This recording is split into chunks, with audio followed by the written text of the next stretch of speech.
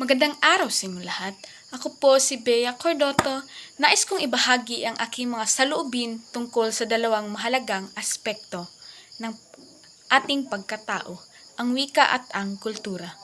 Ang wika ay ang ating pangunahing kasangkapan sa pagkikipag-ugnayan.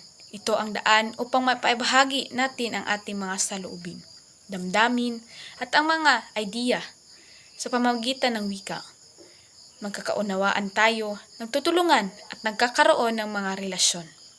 Ang wika ay hindi lamang isang paraan ng komunikasyon, kundi isang paraan ng pagkokomunikasyon, isang mahalagang bahagi ng ating pagkakakilanlan.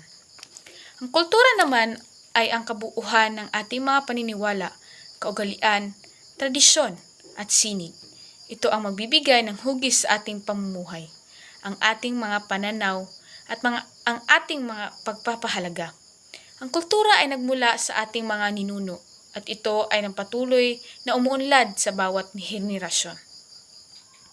Ang wika at ang kultura ay nagkakaugnay.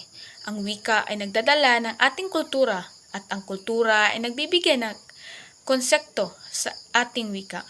Halimbawa, ang ating pagsaliwikain, kasabihan at mga awit ay nagpapakita ng ating mga paniniwala. At ang mga fiesta at mga pagdiriwang ay nagbibigay ng pagkakataon upang gamitin ang ating wika upang ipakita ang ating kultura. Marami pong salamat.